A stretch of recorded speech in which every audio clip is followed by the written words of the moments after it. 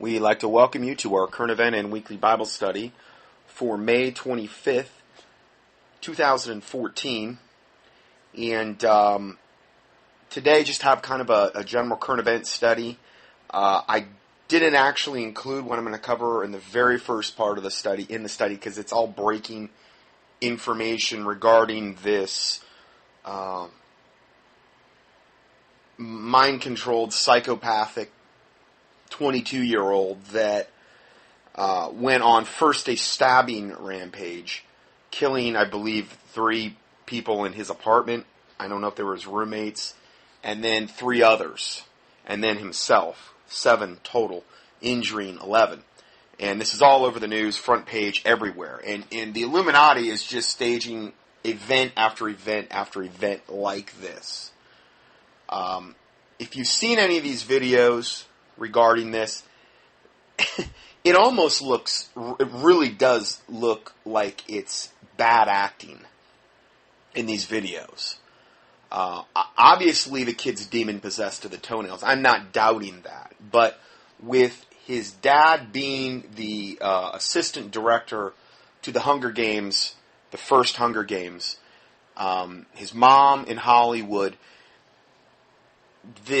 he's in a perfect position to have been groomed and brought up as a little mind control type slave, or at least at bare minimum being programmed to do this. The YouTube videos he's released didn't even start coming out until 3 months ago, and only in the last 2 weeks did he ramp that up, and then only at the very end did he actually release the one where he says he's going to kill everybody. Yeah, in the videos preceding that, he was whining about no girls liked him and this and that, and all of his whatever. Poor me, I'm so lonely, I'm this, I'm that. I mean, my word, what a narcissistic, self-centered devil. The kid lived, obviously, a total life of privilege, but that, evident. I mean, I'd like him to go over to Africa, maybe to Sudan for a week or two and spend, to get some perspective. But that's not going to happen because he blew his own brains out, which is exactly what basically all mind control slaves do. If you go back and you look at all the mass serial killers and shootings, when the time comes, when the cops are closing in, when they've killed as many as they can kill, they turn the gun on themselves. He wrote this 140-page whatever manifesto that he supposedly goes into great detail in all of the things that he's going to do to humanity as, quote, retribution for what the world has put him through. What pretty girls have put him through by not wanting to basically have intercourse with him and sleep with him and this and that. I mean, this is one sick dude. Okay? I'm not doubting that at all. But there's, again, you look at all of these mass shootings, they all fit certain profiles. They always end up taking their lives, if that's an option. Sometimes the gun jams and they can't do it. Okay? Let's say everything doesn't work out just perfect. His plan to kill people didn't work out perfect. He wasn't actually able to get into the sorority. He said he wanted to actually go into like the best sorority there, where all the prettiest girls were, and kill all of them. He tried to get in, but he couldn't, so I believe he killed 2 girls outside that. His plan didn't always... When you're dealing with guns and these types of variables, your plans aren't always going to work out exactly like you want to, plus you're demon-possessed to the toenails. Not to say God's not going to intervene. These types of factors you have to figure in. So, he had this 140-page manifesto. I read a little bit of it. I mean, it's just beyond... It's almost comically sickening. But I mean, it's almost like it's something you'd see in a movie script or something. It's not funny. I'm just saying that it's like almost you read it and it's like, are you serious? I mean, really? Are you really expecting me to believe this? And how he wanted to be a god and in this, by killing all of these people, would finally be a god. How's that working for you out in hell? How's that working out for you in hell? Can we go get a microphone down there in hell right now and interview you? Really? I mean, do you imagine how many people would get saved if that was possible? For people to understand? I mean, anyway. So he was the son of the Hunger Games assistant director. Hunger Games being one of the now you've got Hunger Games 1 and 2, and it being one of the most draconian, Big Brother, Orwellian glimpses into the future. That's how they want the world, is Hunger Games. You look at how they would want things to end up. I mean, we're talking down the road, if Satan, and I'm sure it would expand beyond past the Hunger Games, where everybody would be dead. Eventually, Satan's not going to ever. You're never going to quench his desire to snuff out humanity, because humanity is created in God's image and these types of things, and he wants all of that erased. So, but it's further, much further down the road than we are right now, and his dad just so happened to be the assistant director from that. So he evidently mimicked American Psycho in the way that he killed. And then the main thing about all of this, and it obviously always is the bandwagon of the grieving parents saying this is all the NRA's fault. This is the gun's fault. Had nothing to do with the psychopath wielding it. Hold on. The first thing he did is kill 3 people in his apartment, 3 males, with a knife. There was no gun involved. Those were the first 3 murders. Well, we need to, where's the uniformity here? We need to ban all knives. Then he got in his car and was trying to run people down along the way while he was doing random shootings. He hit 2 bicyclists, would have killed them both if he could have. So now we have to ban cars as well. I mean, you see the logic here? It's not the car, it's not the gun, it's not the knife. It's the person who wields or drives those things. That's the problem. Demons, devils, that's the problem that inhabit these people. And I believe this was just another mind control slave that was triggered. His programming was to be carried out, and then he went into suicide mode at the end. He's the typical profile, a middle to upper class male, maladjusted, who's been programmed. They're typically always white because, listen, who do they want the guns from? They want the guns from everyone, but who are the majority of gun owners in America? And that is the middle to the upper class. Okay? So they're going to demonize white males, and you could say, oh, well, now you're being prejudiced. I'm just saying, look at the previous shootings or stabbings or these types of things. That's not prejudice. That's just pointing out facts. They fit that particular profile most of the time.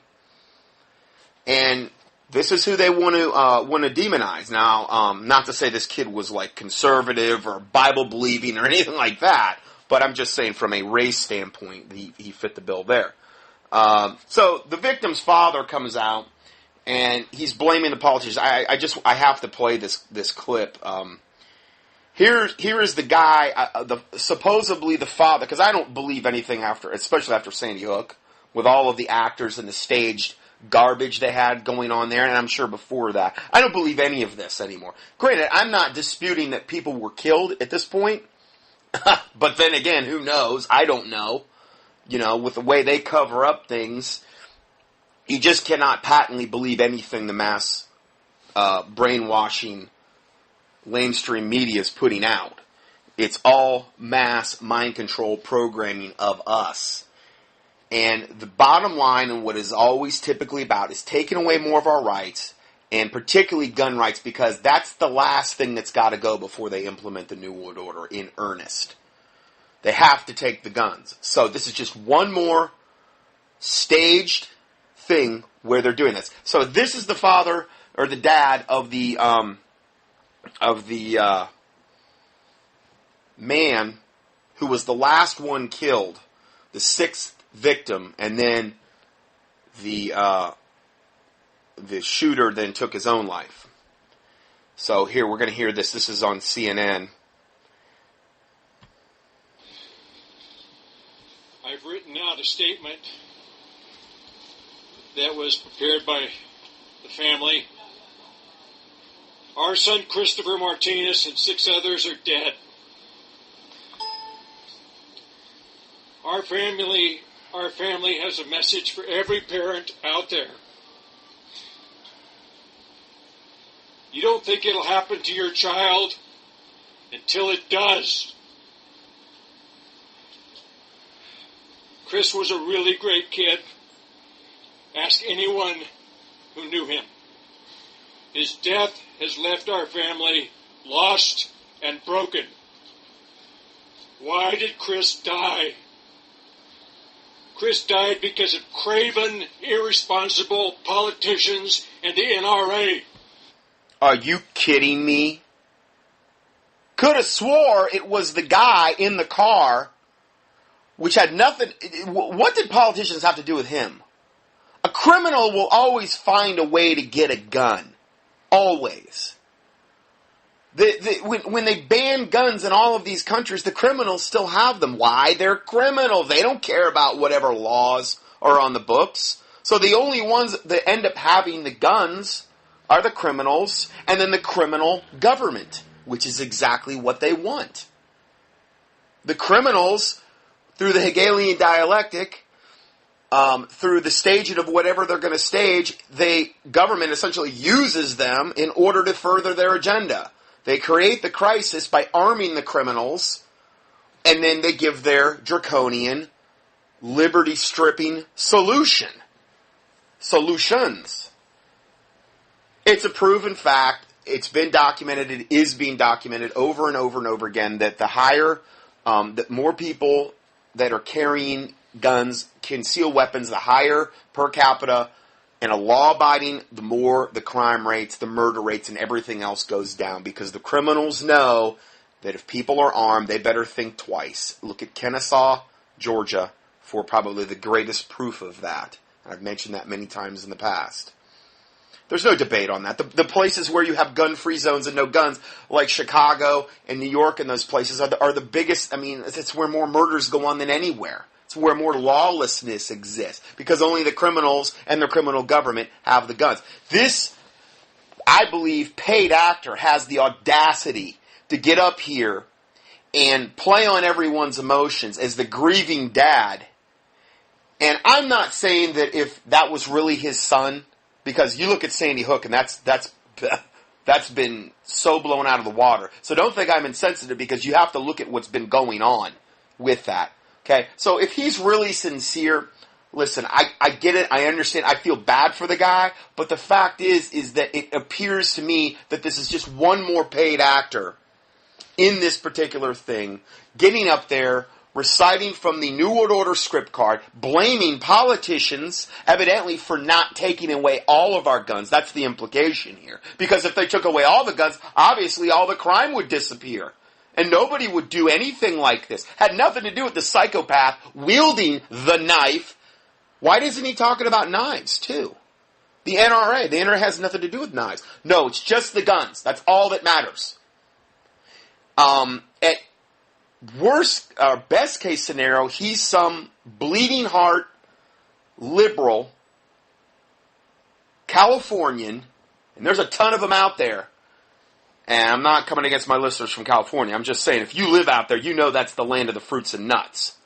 I'm sorry, but I mean, I remember being out there when I was a little kid. I know people I've met from California. There's a lot of wow. I'm not talking about my listeners, but I'm just talking about people in general. Extremely liberal and warped in their thinking processes. This is just further evidence of that, and he has the audacity to blame the NRA and politicians for all of this. Had nothing to do with the serial killer, mind control murderer. Nothing. No, he was innocent, evidently. It's mind blowing. The brainwashing that the mainstream, lamestream media is perpetuating against humanity. They talk about gun rights. What about Chris's right to live? Hey, I have a news flash for you. If Chris was armed with a gun, if he was carrying a concealed weapon, he might have been able to get off a shot and fire back and put this devil down. If people were there on the scene carrying concealed weapons, They could have stopped this or nipped this in the bud early on. No, everybody had to rely on all the cops that were there, that were going from place to place. I don't think that's what the Illuminati wanted anyway. I think they wanted him to get a body count so that it would have more shock value, just like Sandy Hook and all of these other mass shootings. They want that body count. Not only they view those as sacrifices to Satan, Lucifer, who they worship, who is their god, but it also helps perpetuate further their agenda. So, I'm just pointing out the absolute, total, utter hypocrisy. Guns could have prevented this. Easily. When will this insanity stop? So when will the insanity stop? When will what he's basically saying, I'll translate for you, is when will all of everyone's gun rights be stripped away and only the government and the criminals have all the guns? Because we know that's going to create a utopian-like universe. Hey, Hitler took the guns, Stalin took the guns, Mao took the guns, Pol Pot took the guns. They all take the guns before the takeover, and then they commit mass genocide because there's no guns to stop what they're doing. That's why they got to take the guns. This guy is just a tool of the Illuminati, of Satan, essentially, in order to perpetuate that message. I'm just saying, that's what he's being used as. When will enough people say, stop this madness? We don't have to live like this. Too many have died. Oh, and I'm sure no more would die if we took the guns from law-abiding citizens, which is a proven fact the exact opposite happens. The point is the thinking process of the majority of Americans is so satanically diluted and clouded. There is no real discernment. Right is wrong and wrong is right. They call evil good and good evil. This is what he's doing here. This is how diluted this man is in his thought process. But, this is going to gain Satan a lot of brownie points for furthering his agenda. We should say to ourselves, not one more. Thank you. That's it. Anger. You can hear the anger and the grief of this man talking about Christopher Martinez slamming the politicians, slamming the NRA, saying, what about Chris's right to live? So right on cue, CNN is going to perpetuate these lies and play on, obviously the heartstrings and the emotions of everybody watching. And, the humanity is the cry, why can't we see the obvious solution here is to disarm everybody forcibly? And if they won't, if those devils in the NRA and the gun owners of America and those bitter clingers and those ones that love their Second Amendment, if they don't like it, we'll go in there, we'll kick down their door, we'll strip them of that, and we'll kill them, and we'll put them all in concentration camps, because that's exactly what they deserve, those craven devils. That's exactly what their mindset is. Referring to people who support gun rights, he says, well, what about this young man's right to live? This is the first. Again, if he would have been armed, I don't even know what the concealed carry. I'm sure it's incredibly hard to even do that out in California. I read something about that earlier. That I think like the sheriff has to issue them these types of things. But had he been there, or had somebody been there in any of those venues, there was like, when he was driving at the end, I think there was like 10, 11, or 12 different crime scenes. But nobody, other than the cops, were armed, as far as I could see. When you have gun-free zones, this is exactly what happens. Okay? And I'm not saying it was a total gun-free zone as far as cops, but as far as the citizenry being armed, that's what prevents this type of madness from happening. Victim that we are hearing him, you can see that he is just overwhelmed by grief. He says, Chris was a really great kid. Ask anyone. He might have been. I mean, I feel sorry. I feel sorry for him. I take no pleasure in their deaths. I'm trying to give perspective on what could have prevented this, though. At least some of these deaths from happening.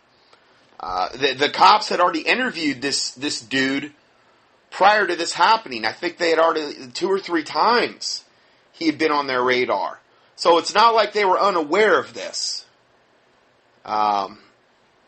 Anyway, I'm sure more stuff's going to come out after this, and there's probably going to be things that are blown wide open regarding this whole thing. And so this information, I'm sure by next week will be dated. But I wanted to at least comment on this. Also, there's one other thing. This is really sickening. That now in death, he's got a cult following, it looks like, or starting to develop that. Girls and boys swoon over Santa Barbara mass murder, the pinnacle of irony. And there's all of these tweets from like Cheyenne Gonzalez. Sad part is the psycho is hot. That's the one girl said about him. And another one, a whole bunch of gay guys, evidently. Josh, the guy who killed everyone in Santa Barbara, is kind of hot, LOL. And then some guy named Derek, sad what happened in Santa Barbara. Why is it always the cute ones that go crazy? Give me a break. And this one, seriously, not one UCBC chick could have bit the bullet and dated that hot dude with the cool car. This is their mindsets. Their minds are darkened. To the point of, truly, I mean, your conscience is seared with a hot iron if you're saying this stuff. I would view, I mean, every single person that would post a post like that, I would say there's an incredibly low likelihood they'll ever get saved. Unless God essentially gets them by the throat and wakes them up to their unbelievable apathy. And, I mean, all these people dead and this is what they're saying? But it's one after another about like either girls and guys saying he was hot or he was cute. It's like, wow. But then again, this happened with Charles Manson.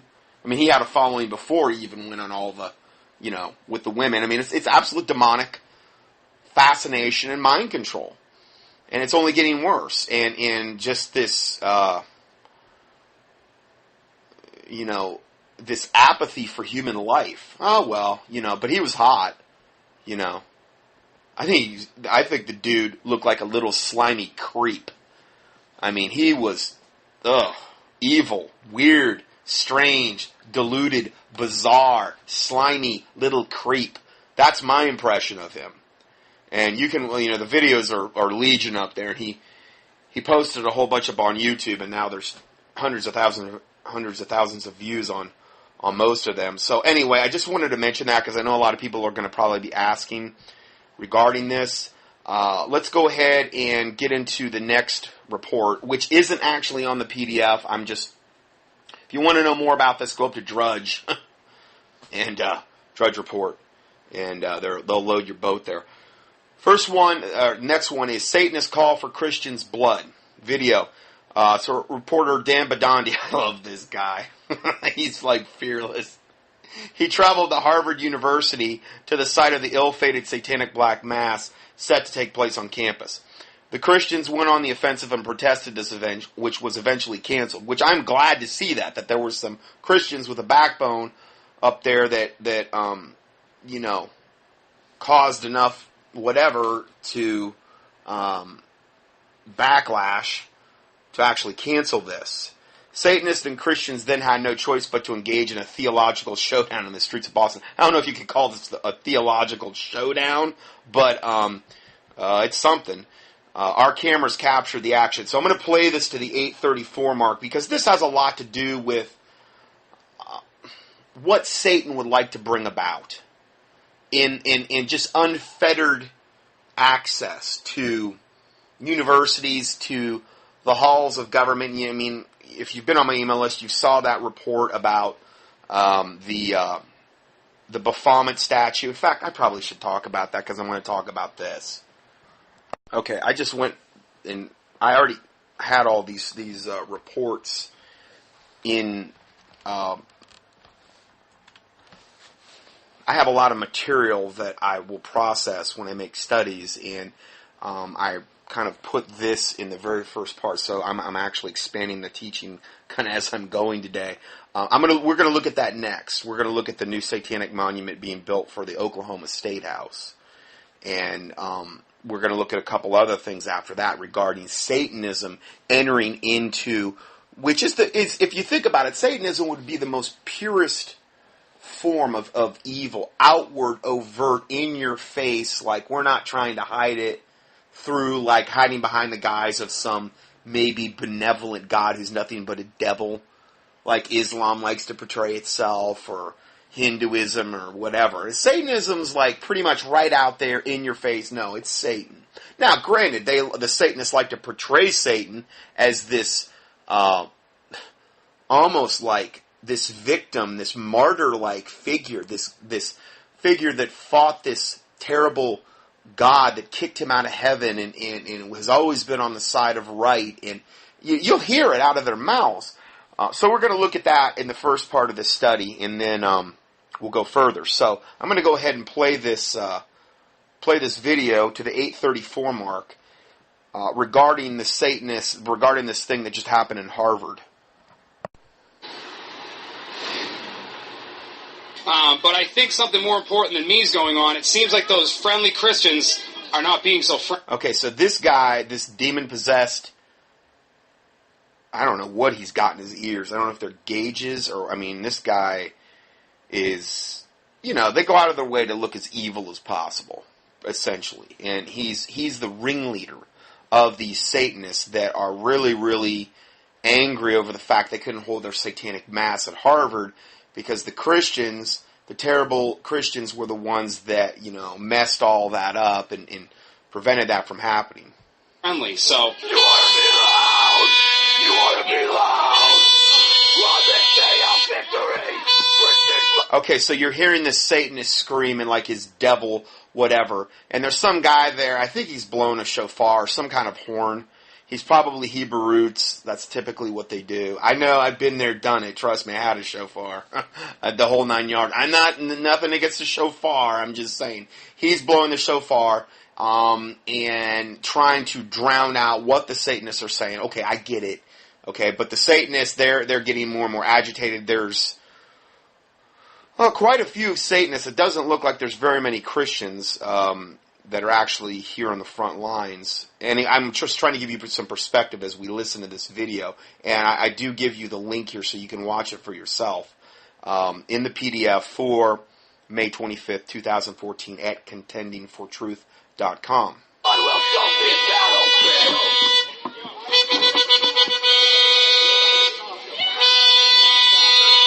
The trumpet of Michael cannot silence the truth. The trumpet of Michael will not silence the truth. So the Satanist is saying the trumpet of Michael will not silence the truth, okay? I guess he's talking about Michael the Archangel. I don't think that's the trumpet of Michael the Archangel, but okay. Anyway, that's what they're saying. The trumpet of Michael can never silence the truth. We have your children.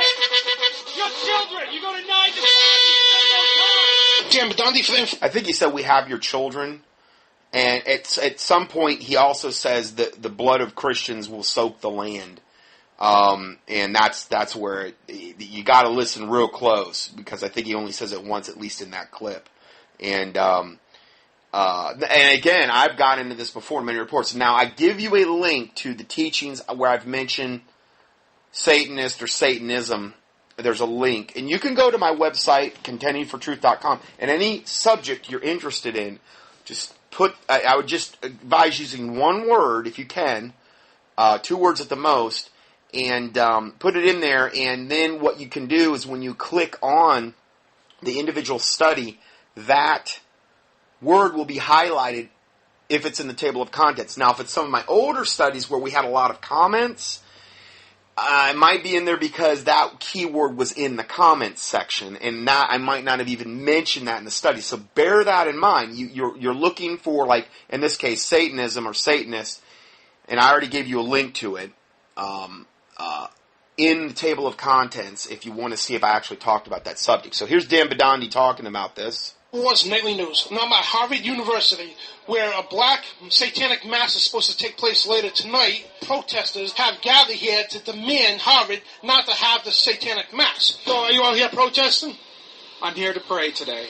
The first report was they moved the Black Mass off of campus, and it was going to go to a restaurant in Central Square, and now we're receiving a report from the New England Cable News that it's been canceled altogether. So we're absolutely delighted. Apparently, protests do have an effect even on Harvard. Well, I mean, I think that any true, real praying Christian, that's what had the effect. In the name of Jesus Christ. Praise God. You know, that's where the rubber meets the road.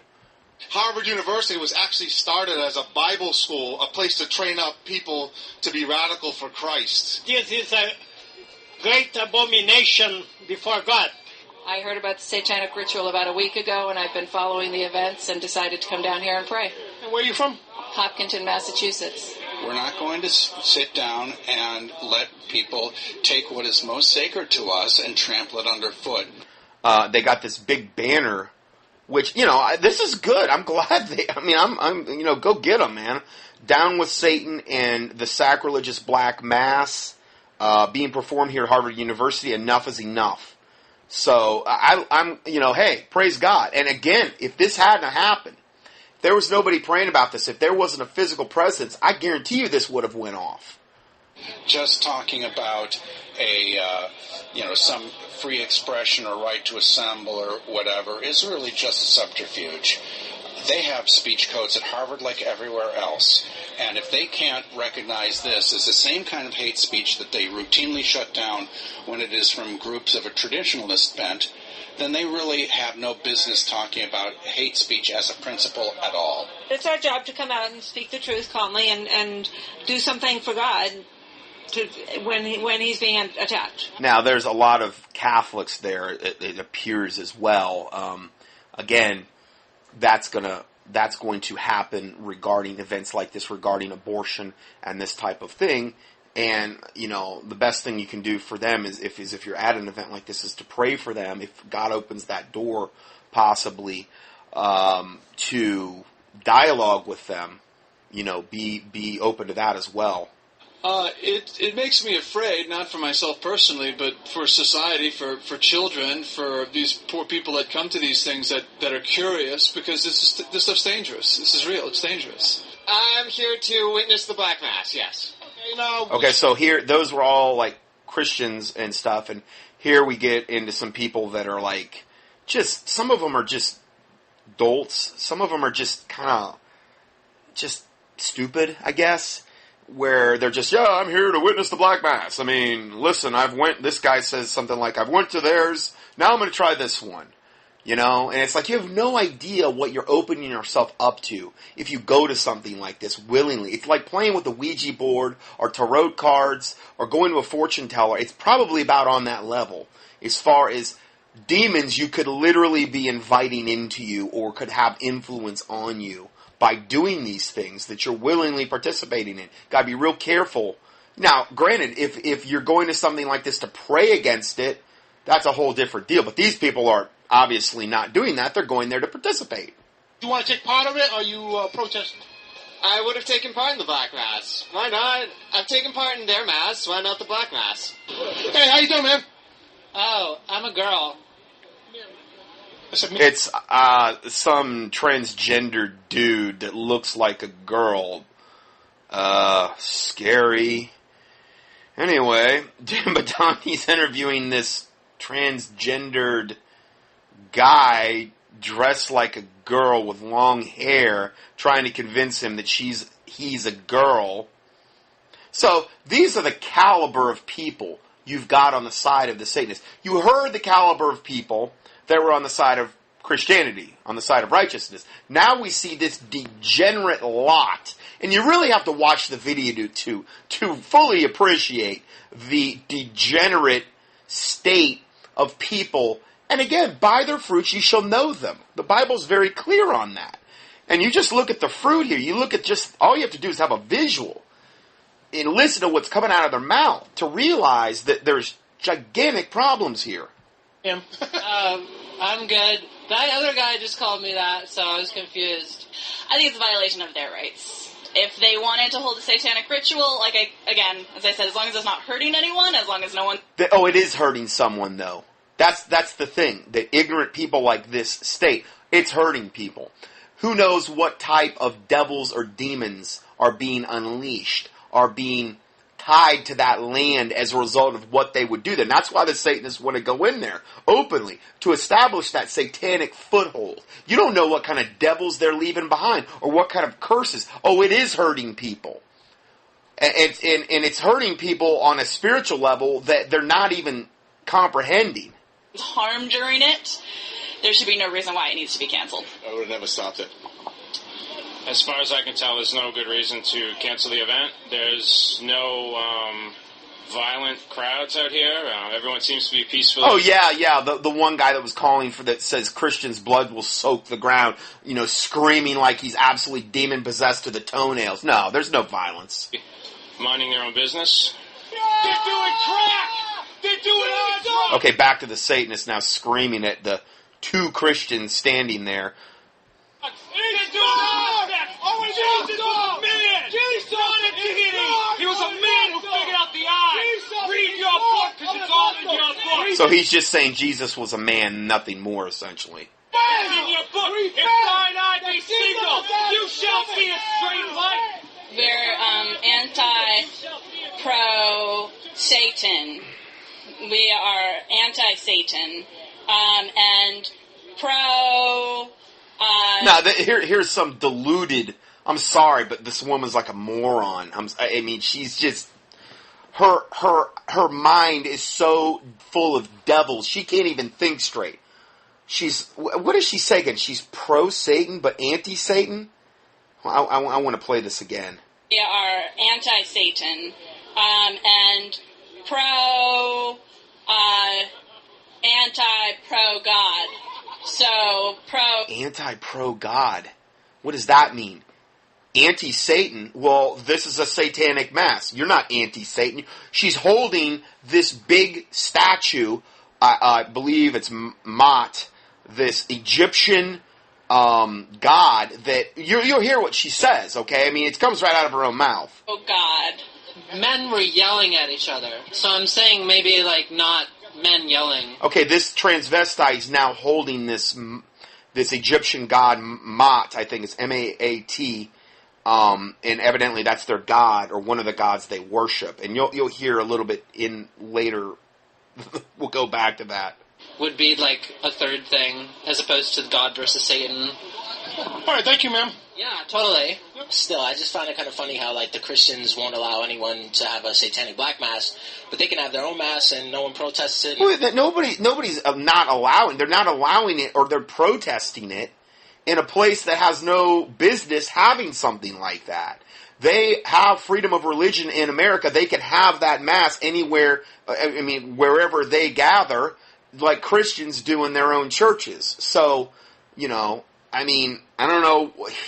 He's trying to make this blanket statement here in defense of Satanism.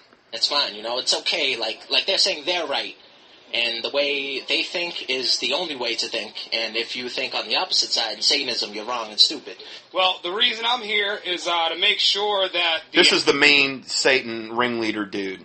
Actual message of the so-called adversary, Satan. Satan means enemy. I don't know if everyone knows that.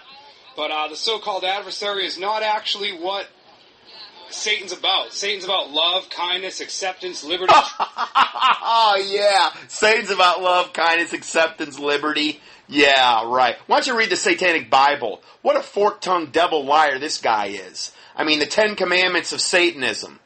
Where it's all about you. Do what thou wilt shall be the whole of the law. It's all about gluttony and lust and murder and, annihilating other people if they do you. It is like the absolute opposite of the Bible. And he's basically saying it's the same thing as the Bible, because a lot of what he was saying there obviously were godly attributes. But he's a fork-tongued devil. He is of his father, the devil, and of his works and of his lusts he will do. Truth. Those are just 5 of the bullet points, the 5 points of the pentagram. See... my God is best. Okay, now we're back to this. Literally, she sounds brain damaged woman. I don't know if she's just totally high as a kite on drugs or meds or something, but Bast, I guess, or whatever is, that's her god. Okay, so let me just let her say this in totality here. Bullet points, the 5 points of the pentagram. See, my god is Bast, the Egyptian god of war, and I just yesterday invited Jiza into my heart, which is a female Jesus.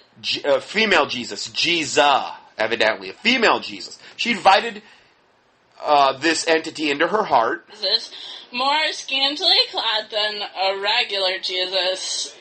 Lucian Greaves is not even his name, his real name. So more scantily clad than a regular Jesus, of the male Jesus. This is a female version of it. I mean, this is the caliber of people that we're dealing with here.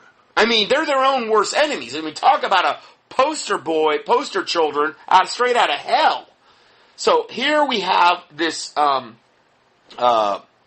Satanist, evidently, who is coming against, I think, the next guy we're going to be talking about, this Lucian Greaves. Now, most Satanists, if they're at any kind of level, will change their names to some type of evil name. Lucian, meaning Lucifer, Greaves, meaning grievous, okay? A lot of them change their last name to, like, Sin, with 2 N's, stuff like that, in order to make it more, satanically pleasing to their master, evidently. So here, she's going to give us the lowdown on this Lucian Greaves guy, the guy that I believe was trying to not only have this black mass here in Harvard, he must be a publicity seeker hugely, but also the whole Oklahoma Satanic Monument that we'll look at next. My name is Doug Mesner. He is a fake to the extreme. Anybody that reads his page knows this. He's admitted he's not a Satanist. He doesn't believe in Satan. He's not spiritual on any level. Now this lady, this lady's got all these occult. She's got looks like a caduceus around her neck. That's a very wicked symbol. Some type of caduceus, which is what the medical profession, it's their symbol. And all of these other symbols I can't even hardly identify hanging around her neck. She's definitely some type of Satanist, pagan, looks like type of earth worshiper. I would kind of have her pegged as that. And yet he claims he's doing positive things for the satanic community. Satan, with the goat head, a pentagram in the background surrounded by adoring children. It is hilarious and scary, and also part of an elaborate trolling enterprise by an organization called the Satanic Temple, which has emerged as a weird, bizarro world religious freedom gadfly. Everything he's doing is a publicity stunt for a movie he's making called the Satanic Temple. Okay, so we're going to look at that next with that monument in Oklahoma. What he's trying to do is piss people off, so to speak. Oh, yes, and he is succeeding, especially within the ranks of the satanic community. We all despise him. Okay, are you a Satanist yourself? Yes, I am. And so basically what you're saying, he's not a real Satanist. He's not a Satanist on any level. He's admitted to it. For the statue in Oklahoma and the Black Mass at Harvard, I feel, were completely separate, and I was a little disappointed at all the press we got for the Black Mass, because I feel... Boy, this guy looks evil. They're interviewing this Lucian Greaves. So they're saying he's a wannabe Satanist. He's probably just some kind of publicity seeker. Overshadows the more important issue of the monument. And he's working the statue they want to put up in Oklahoma, and here's the real kick in the head. The person whose name is on the papers that is actually enabling him to do this is the wife of a convicted sex offender.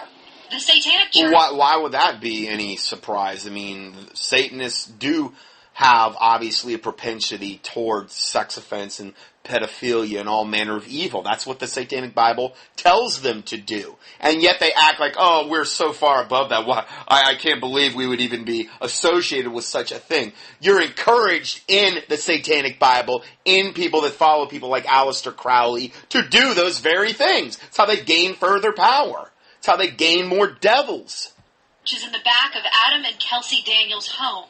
Kelsey is the one who submitted the application to have the Satanic monument erected at the state capitol, next to the one of the Ten Commandments. Adam Daniels, in 2009, was convicted of sexual battery on a person over the age of 16. You know what? Satan is here, and he ain't going anywhere. We have your children. We have everyone that we need to defeat you, because in the last war, there was 1/3, and we almost won. Michael, Anu, I don't care what you go by now, we will defeat you. No, you won't, devil. No, you won't, in the name of the Lord Jesus Christ. You're going to end up with your father, Satan, all in the lake of fire, every one of you. And I pray to God, if it be possible, that your souls be saved. But if not, I pray, and, for God to shoot at them with an arrow, suddenly shall they be wounded, so they shall, make their own tongues to fall upon themselves. These types of people need to be judged in this lifetime in a godly way,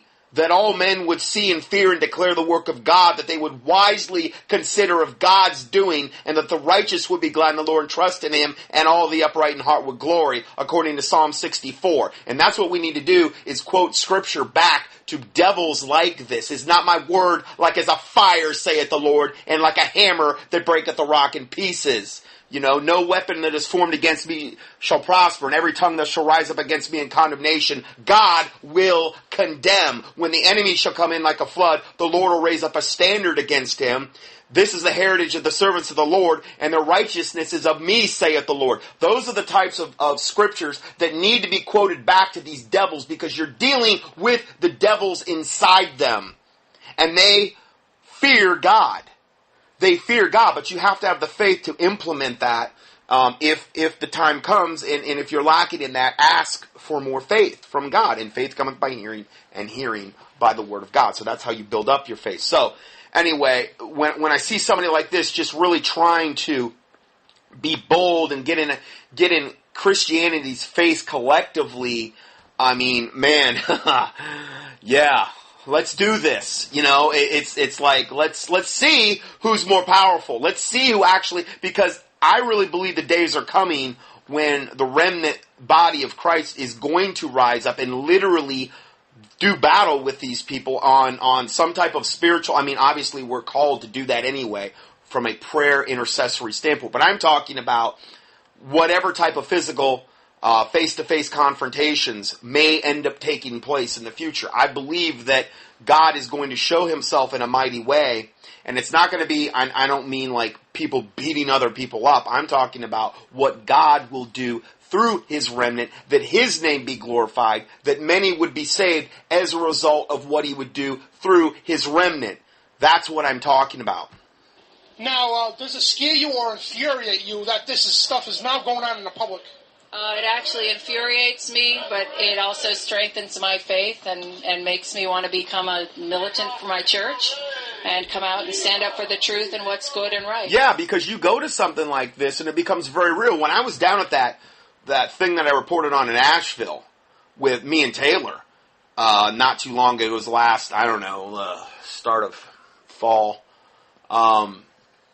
in Asheville, North Carolina, at that Moral Monday garbage that they started to crank back up with that devil reverend from the pit of hell that is their main guy in North Carolina, who could get up there and literally so lukewarm, so evil, so satanically possessed that he could go up there and have pro-abortion, rabid, earth-loving feminist witches and warlocks, which is, Asheville is ground zero for that in North Carolina.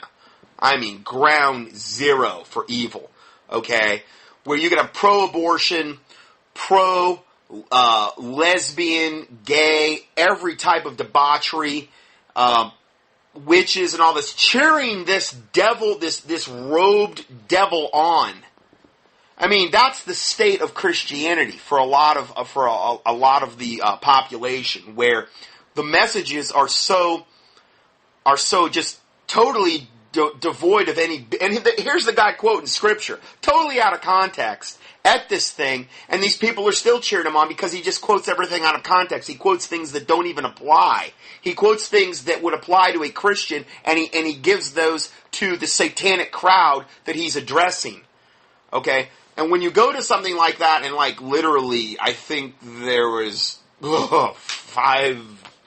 at least 5,000 people there, and there was like one guy with a anti-abortion sign, and I got behind him and put my hand on his shoulders. All the Satanists were and the rabid pro-feminists were coming at him, and Taylor and I were there, and literally, three of us. When I got there, when I got to him and put my hand on his shoulder, things started to kind of like. Now I'm not saying it was me. I give God the credit, but things started to like back off because he was getting thronged. Okay, he was getting thronged. I don't know what would have happened had God not intervened in some other way. And then the cops finally came up at the end. But I mean, you get in the middle of something like that, and you better have real faith because. I mean, it wasn't like that here. I can tell you that right now. We were outnumbered 1,000 to 1 at this place. This Moral Monday where preachers are preaching, these black-robed, fork-tongued devils preaching who call themselves Christian, and the lesbians and the witches and the pro-lesbian, bisexual, transgender crowd cheering them on. And we're the absolute total minority at this thing. And I just stumbled upon this by chance. I was going to Tennessee. And I'm like, you know what, let's pray over, I want to pray over Asheville because there was that castle we wanted, and we took a detour from 40 on to Asheville, and I'm like, where are all these people? Where are all these people going? And if you key in Asheville in the keyword search box, I think you'll see the report where I talked about it. It was probably like last fall. And I'm like, what is this? And I'm like, you know what? I want to know what this is. Because I saw people with signs, and some of the signs had nothing to do, like, I don't know, stuff about water rights and stuff like that. But when we got there, we realized it was actually a very, very much pro-pagan, pro-abortion, pro-liberal, pro-evil, pro-lesbian, gay, bisexual, transgender crowd. And that was what these devils were preaching on, and I would say that there was just a tiny, tiny handful of Christians there. I mean, out of thousands and thousands of people. But, the Lord delivered us out of there. And you just got to stand your ground. You just got to stand your ground. And pray. And because we had already went there to pray anyway. So... Anyway, because if I take any kind of trip, I always try to incorporate putting out tracks wherever I go, and also praying. A lot of times I'll have the things that we're going to pray over predetermined, and then if you see things along the way that, you can make a stop. If you've got any kind of extra time, then you can make side trips and detours and things of that nature. To me, just to take a trip and do nothing like that, I feel like it's kind of self-centered in a way. Even if it's well-deserved on your part, I still feel like, yeah, but maybe God's got me here. Maybe that track that I'm going to put out, somebody's going to get saved. And if you pray over your tracks, I believe there's a much higher likelihood that'll happen. Or maybe God's got me here to pray over this. Or maybe God's got me here to witness to somebody. So, anyway, let's go further here. I think it shocks and disappoints me more than anything else. Now, Homeland Security, our own government is now classifying the average Christian now as a domestic terrorist. Now, how does that make you feel that our government is now targeting us? I do know that I've seen a lot of Democrat political figures talking about Christians as terrorists. Well, I guess it makes me know that the people in my government are no longer representing me, and that I have to continue to know my faith and believe in my faith and trust in God that in the end He will prevail. I expect that saying what the Bible teaches eventually is going to be illegal, and so be it. We have to keep saying it. We live in dangerous times. I think it's horrible. I mean, what else is there to say? All sorts of organizations, disreputable organizations that have their own agendas, like the Southern Poverty Law Center and groups like that, demonize Christians who want to publicly profess their faith like we are, and who oppose all sorts of abominations against marriage, abortion. And that's considered to them hate speech. Yeah, it's considered hate speech. But of course they engage in their own hate speech by vilifying us, and there's a nice double standard that they have for themselves. The protesters that say otherwise, unfortunately, This is the Satanist. they're just believing what they're told. I mean, not everyone has a genius IQ like me and Kanye West, so it's really hard for everyone else to... I love the humility of these people that are demon-possessed like this. Kanye West and him are geniuses. Wow. What an amazing parallel and comparison to make. I mean, that was genius in and of itself. So, bravo, sir. Bravo. That was amazing. Figure it out. But I figured it out. I can tell you. We're physical... Anyway, that's it goes on for a little bit more, but I wanted to let you know that got delayed. Now, the next one, Satanists refuse to bow, want believers to sit on the lap of Lucifer. This is the new satanic monument being built for Oklahoma STATEHOUSE. I'm not making this up. The statue will serve as a beacon calling for compassion and empathy among all living creatures. This is a statue of Baphomet, of the goat of Mendez. Okay? This is like one of the most evil ways that Satan is portrayed. Okay? And they're actually got a statue that they're planning on putting in the Oklahoma STATEHOUSE with children on either side as part of the statue, and you can go sit on the lap of Lucifer. Because he's calling for compassion and empathy. You notice how this devil that they just interviewed did the same exact thing? He's like, oh, he's all about truth, love, and righteousness. And I'm like, you lying fork-tongued devil. Are you kidding me? Do you think everybody's that stupid? Well, they'll just believe whatever you say? All you got to do is read the Satanic Bible to see what it opens, because you could say, well, yeah, if you read the Bible, it's just going to slander Lucifer. Okay, read the Satanic Bible then. Don't do it. I'm not telling you to do it. You shouldn't bring that book in your house. Okay? But if you go up to the internet and do a keyword search for 10 Commandments of the Satanic Bible. Okay? I don't advise bringing anything cursed into your house. No Freemasonic books. No Alice Bailey books. No Madame Blavatsky. No New Age garbage. You get that stuff out of your house. Particularly, it's better to literally burn it. Research it online if you need to do some, okay? Don't immerse yourself in that stuff. I've had so many people that I've seen go off the deep end that call themselves Christians when they immerse themselves and fixate themselves on that garbage. We don't need to know every intricacy and nuance of Satanism, of all of the things. I get into enough of that here, and I probably get into more than I need to. But as a watchman, I'm called to warn. But I'm talking about, I've known people that literally get into this and start studying it, and they say, oh, it's because we need to, we need to know the devices of Satan and all this stuff. We don't need to know every intricacy and nuance of what goes on in Satanism. Okay, it's good to know some of their beliefs so that if you get into a debate, you can say, whoa, like this guy saying this garbage, and this thing here, compassion and empathy among all living creatures? Give me a break. This was said by this Lucian Greaves, this guy that the one lady was just exposing in the last video. He's a spokesman for the Satanic Temple. He says, quote, the statue will also have a functional purpose as a chair where people of all ages may sit on the lap of Satan for inspiration and contemplation. Now, that's a really good place to go if you literally want to get full of devils. Because I guarantee you there's a spiritual price for doing that. I mean, we're talking overt. I mean, there's a spiritual price for playing Ouija boards, going to a psychic, reading horoscopes, doing all of that stuff that's forbidden in the Bible. All of that stuff that would fall under necromancy and sorcery. That in the Bible was literally a death sentence if you did it in the Old Testament. That's how serious it is to God. Notice I say is. Well, there's no death sentence anymore. Old Testament Levitical law. But these are moral laws, okay, that we're dealing with here. It's not a law about, trim your beard a certain way and don't plow with an ox and a horse on the same yoke or something.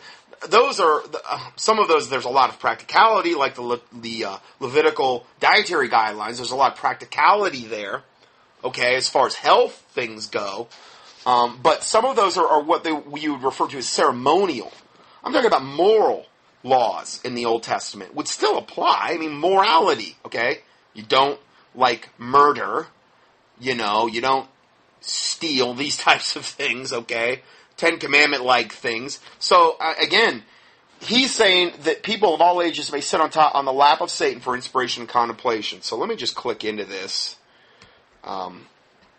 So I'm looking at this wonderful statue, and it's got two adoring kids, a little girl and a little boy, standing beside this goat of Mendes, this Baphomet horned stag god, and he's got his hands in the as above, so below configuration, meaning two fingers pointing up, two fingers pointing down, as above, so below. It's very, very, very, very satanic gesture and message they're trying to convey.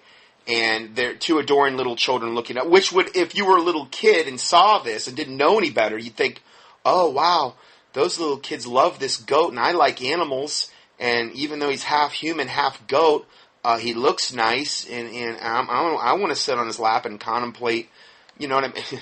And then next to them is it looks like a big tombstone with a upside down pentagram carved into the top of the tombstone. Now, which would symbolize black magic flat out, and the Baphomet, again, that is the classic symbol for the Baphomet goat of Mendes sign, which you've got Baphomet right next to it. I mean, this is a highly, highly satanic cursed object that you've got. Now, I'm not even going to post this picture in the PDF. I don't want this picture even in my PDF. Okay? That's what I'm saying about you bringing occult things into your house, books or whatever. We don't need to be having that stuff in our house. We're bringing a curse into our house. In January, the Satanic Temple announced plans to erect a monument glorifying the Dark Lord on the front lawn of the Oklahoma State House. A Indiegogo campaign was launched for what seemed like a somewhat lofty goal of $20,000 to actually raise the money to do this. But by the time donations ended, almost $30,000 had been raised. Well, a lot of these people that want to bring about the emergence of Satan, obviously the highest elite in the world.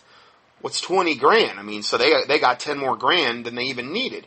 Now an artist trained in classical sculpture is toiling away in New York, crafting a Baphomet figure sitting beneath an inverted pentagram and flanked by two children gazing upward in loyalty. When it's finished, it will be cast in bronze and, as the Satanists hope, eventually displayed in Oklahoma. So it's not a done deal yet. This is something that we could be praying about, that this does not happen. That this artist isn't even able to get this thing done in the name of Jesus Christ. That the Lord would dispatch His holy angels in order to prevent this. There's a lot of ways you can pray regarding this, and goes on to say the statue is a direct response to the state's installation of Ten Commandments monument outside the Capitol in 2012. So again, we're seeing this big push. If you're going to have Ten Commandments, then we need to have our Satanism things. Well, then where do all the other religions fit in? They need to all be equally represented as well. Where does it ever end? It won't. Okay? State Representative Mike Ritchie paid for the controversial statue with his own money. State Representative paid for this? What a devil from the pit of hell. This Mike Ritchie is a guy that needs to be prayed for and against his wicked actions. Mike Ritchie, State Representative, okay, evidently of Oklahoma. And therefore it was considered a donation and okay to place on government property. Following that line of reasoning, the Satanic Temple submitted a formal application for their monument. Let's see here.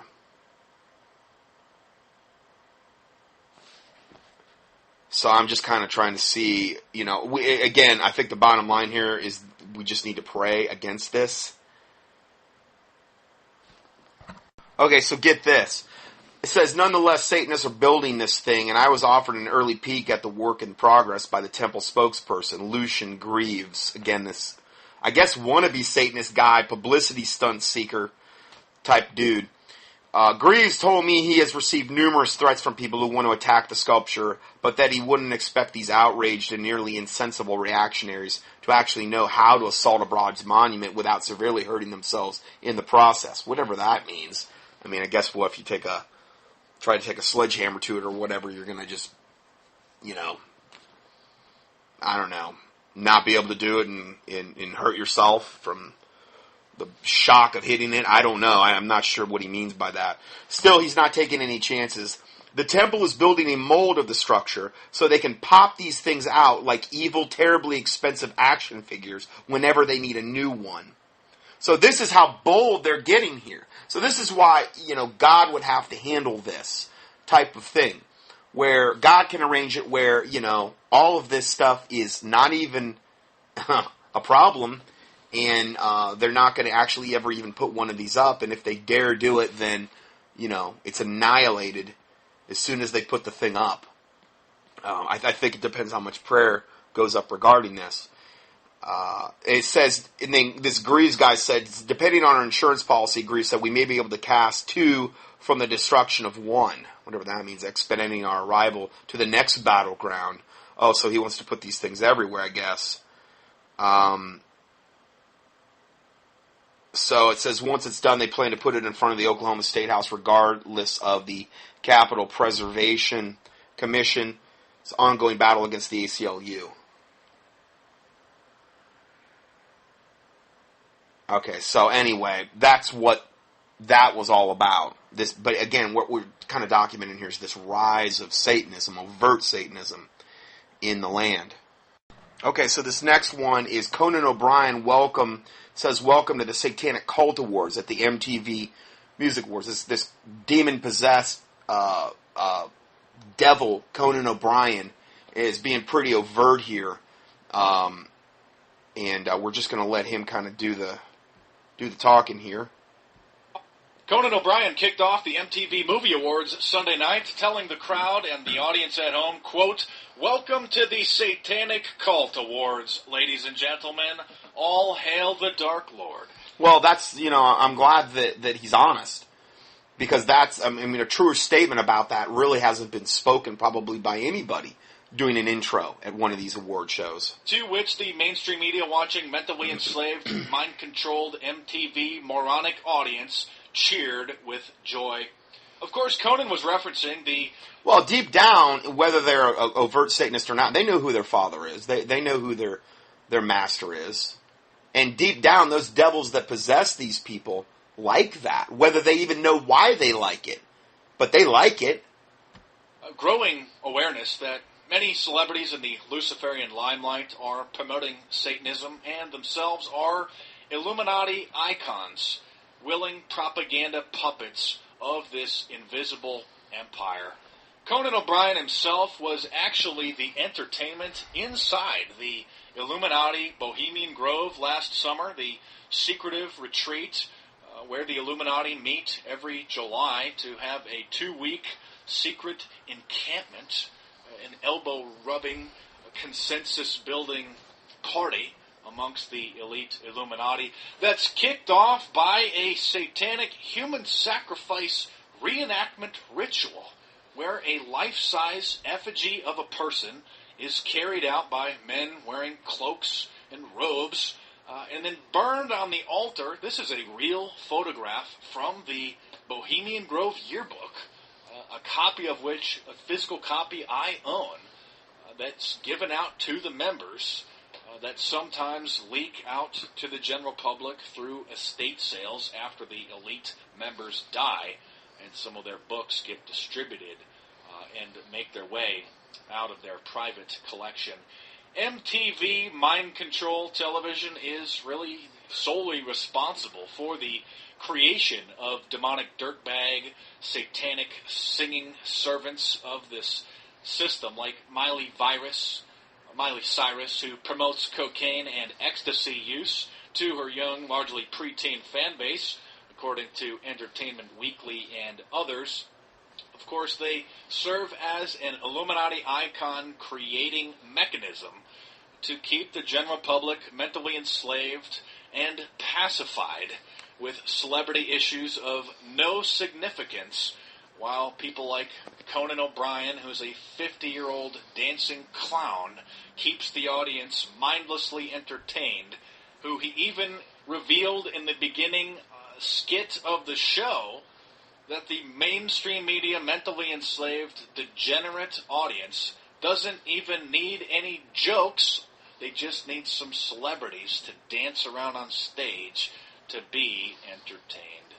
The willing satanic Illuminati puppets are servants of this propaganda system to create literal false idols for the general public to worship, to mindlessly mimic, so that they themselves are mentally enslaved, physically enslaved, become spiritually and financially broke, and serve to break down the remaining moral fabric of society. Way to go, Conan O'Brien, you Bohemian Grove attending buffoon. Joking, which isn't really a joke, just there's truth in comedy. Welcoming the audience to the, quote, Satanic Cult Awards at the MTV Mind Controlled Movie Awards for 2014. Okay, so anyway, I wanted to cover that because these articles are kind of building on one another as far as what we're seeing here. Just absolute satanic permeation through society. Next report, and this will be the last one for part 1 here. Witches in the Army. Air Force holds largest coven of witches meeting in the world in church. Okay, so here's the local news report that this is from.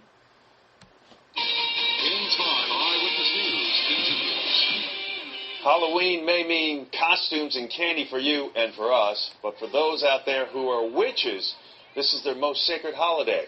In San Antonio, there's a Wiccan coven touting the largest weekly service for the study of witchcraft in the world.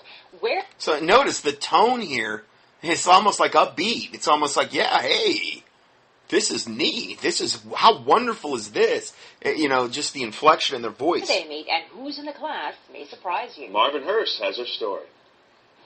The earth, the air, the fire, the water, return, return, return, return. The earth, the air, the fire, the water, return, return. So this is at one of their services, San Antonio's military witches. Mention the word witch and instantly most conjure up thoughts of black magic rituals in the belly of seclusion. Just keep the line progressing. Now come inside the Arnold Hall Community Center at Joint Base San Antonio, Lackland. It's a different picture. I'm Archer, and I'm a witch. Archer, a.k.a. Tony Gatland, is the high priest of this coven. A packed house of basic military trainees are studying witchcraft in his circle. I mean, they're having a whole elaborate witchcraft. So all these women and men are literally in military fatigues. And the priest is up there in this black robed devil, and they've got like these ribbons they're walking under and all this other elaborate garbage they're doing. Literally on a military base. I'm over here on a Sunday. Oftentimes there are 300 or 400. 300 or 400, and this is in the military. Wow. Huh. Man, that's really disturbing. Around 320 this day, taking part in Samhain, the Witches' New Year celebration. Samhain, the Witches' New Year, Halloween, essentially. They refer to it also as Satan's birthday. It's the day where they believe the spirit realm is the veil between our realm and the spirit realm is at its thinnest, so the devils can cross over easier. This is where they get the whole tradition of wearing costumes to scare these devils. If they try to mess with you too bad, you'll have some hideous costume on so they won't mess with you too bad. Now, I've done a whole teaching on this. Just key in Halloween in the keyword search box at contendingfortruth.com. Expose that. It's essentially the highest satanic holiday of the year, or you could make an argument Beltane may be. Anyway, they're very, very high level occultic holidays. On Halloween, they honor the dead and the rebirth of their god. Trainees literally lined up by choice to learn about Wicca. All Wiccans are witches, but not all witches are Wiccans. Witchcraft is the means by which we practice our faith of Wicca. According to Gatlin, who spent 25 years active in Wicca, the word means twisted or bent, which is pretty appropriate, and is the form of supposedly witchcraft we would refer to as white witchcraft. They're the ones that do good. But it's always the entry-level point for the getting into the gray and the overt black. It always leads you down that path. It's all wicked. You're still inviting devils in your body. You're doing no real good. You're supposedly manipulating. And again, it's entry level. It's the carrot that Satan uses to get you into the darker stuff and to get you an absolute total slave to him. Okay, it's entry level. the military. Witches are an earth-based faith. They are attuned to elements like fire, water, air, and earth.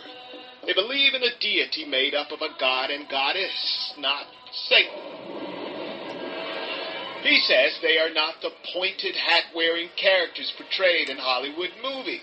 However, they do use magic. Magic is manipulating energy to make your will manifest. Lies from the pit of hell. Magic is manipulating. Actually, they're really manipulating you, but you supposedly manipulating devils to do your bidding. That's what it is. By their own code, spells are supposed to... But the price you have to pay in order for those devils to do your bidding is far greater than you're going to want to pay. ...be limited to doing good. They believe energy cast from magic returns to them threefold. Christian faith may have prayer. The Catholics in particular may pray the rosary. We have things that we call spells that are akin to prayer. The Department of Defense, by decree of the Constitution, has to make room for this service. Thank you, even if it's... Well, I tell you what, there's a lot of demand for... And this is one military base. 320 people there on this particular day? 320? Do you know how much wickedness that is just permeating that one base? Every time they go to one of these services, they're probably taking on more devils. And when martial law is declared and these types of things, I guarantee you those devils will go hot. And these people are going to probably undergo a huge transformation when that happens, if they haven't already done it. And they're going to have no compunction about firing on Americans or doing Satan's will or bidding, implementation of the New World Order. I mean, that's the way I see it working out. Same room where some Christian groups just worship minutes before. Our job is to make sure that, to the extent we reasonably can. Did you hear that? They literally had a church service minutes before, and then they brought this in. Talk about an unholy, blasphemous... I would want nothing to do with that place unless that was purged out of there permanently, prayed over, and pray that God releases all the curses off that place that have been brought on that place through having these blasphemous ceremonies. Literally in open defiance to God. They're literally having church right before they're having this satanic ceremony. Sure, nothing could go wrong there on a spiritual level. And that we accommodate the religious views and the free exercise. Look at these little mealy-mouthed devils, this general or whatever they're interviewing. Rights that all of these military members have. This is the largest weekly Wiccan service in the entire world. But not everyone here is a practicing witch. Trainee Jesse McCarty is. The 19-year-old from North Texas has been carrying... Well, they may be going because their buddies are going and they're sick of organized religion and they want... But, listen, you're not seeing what devils you're collecting by openly participating and willingly going to something like this. You're not seeing that. You don't know what demonic baggage you're picking up. I don't really think it matters to Satan if you don't call your being. Eventually, you keep going to something like this, you're going to have that baggage. In the faith since he was 10. It's just me doing what I feel is right and what he or she tells me is right. So he looks up and he or she, the god or goddess, tells me is right. The heart is deceitful above all things and desperately wicked. Who can know it? He who trusteth in his own heart is a fool. That's what the Bible says. There is a way which seemeth right unto a man, but the end thereof are the ways of death. So, those are the Bible verses that counter this type of humanistic, man-based thinking. Fantasy reading and Harry Potter peaked training Atreyu Kammen's interest in Wicca 5 years ago. Absolutely.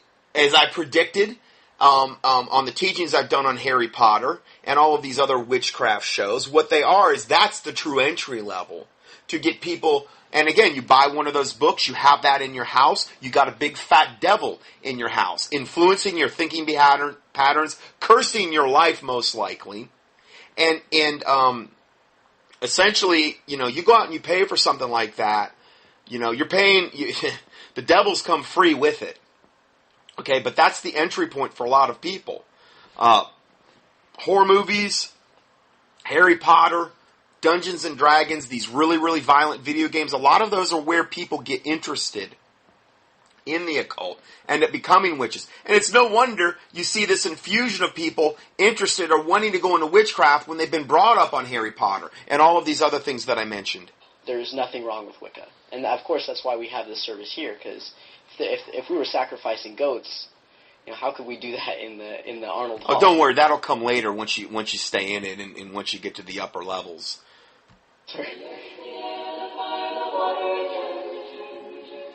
There are those who do practice such things as a part of black magic. Hail and farewell. But those kinds of witches are not a part of this military. Oh. Marvin Hurst, Kins 5.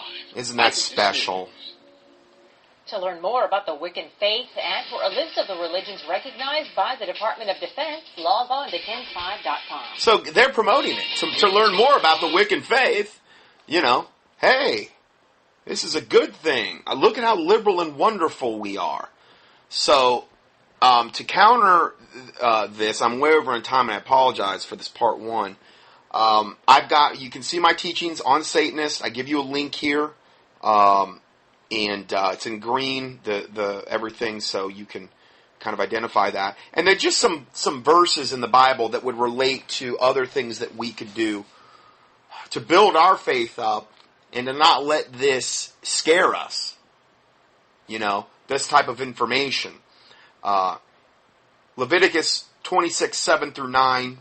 These are all KJV. And ye shall chase your enemies, and they shall fall before you by the sword, and 5 of you shall chase 100, and 100 of you shall put 10,000 to flight, and your enemies shall fall before you by the sword. Now, I think there's spiritual implications regarding prayer. Who's our true enemy? Well, Satan, his fallen angels, his devils, his demons. They're the ones that emanate and operate through people. We battle not against flesh and blood, but against princes and principalities and rulers of wicked, So our battle is actually spiritual. So I think there's a spiritual application here, obviously, regarding prayer and fasting and these types of things, and making sure you put on the full armor of God every day and pray and read the Bible and these types of things. And then it goes on to say, for I will have respect unto you and make you fruitful and multiply you and establish my covenant with you.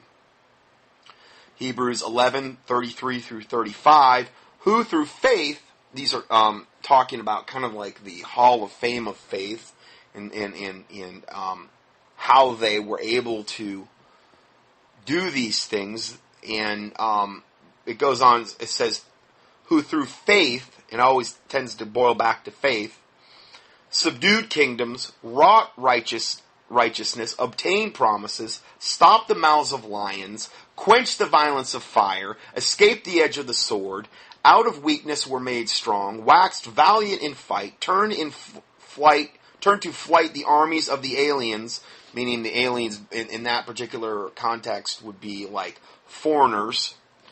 Women received their dead, raised to life again, and others were tortured, not accepting deliverance, that they might obtain a better resurrection. Matthew 18:19-21 says, again, I say unto you that if 2 of you shall agree on earth as touching anything that they shall ask, it shall be done for them of my Father which is in heaven. For where 2 or 3 are gathered together in my name, there I am in the midst of them. Now obviously this has to be within accordance with God's will, and the Bible also says, if I regard iniquity in my heart, the Lord will not hear me. There's a lot of things you can do to get your prayers hindered. Okay, so bear that in mind. So just key in prayer in the search box at contendingfortruth.com. I've done several older teachings on that. But they're just as applicable today as they were when I did those. So let me go ahead and stop here. I'm way over on time, and we'll go to part 2 next. God bless you. Scott Johnson's 800-plus audio teachings and PDF documents are available for free 24/7 on the internet at contendingfortruth.com. That's CONTENDING for FOR Truth, TRUTH.com. In addition, we also offer a free Christian current event and health email newsletter. You can sign up at contendingfortruth.com. These email newsletters typically only generate about 3 to 6 emails per month if you subscribe to both lists. Please prayerfully help us to continue this work. For mail correspondence or to support this ministry, our mailing address is 2359 Highway 70 Southeast, box number 321, Hickory, North Carolina 28602. Or on the internet, a PayPal donation link can be found at contendingfortruth.com. Thank you, and may the Lord Jesus Christ richly bless you.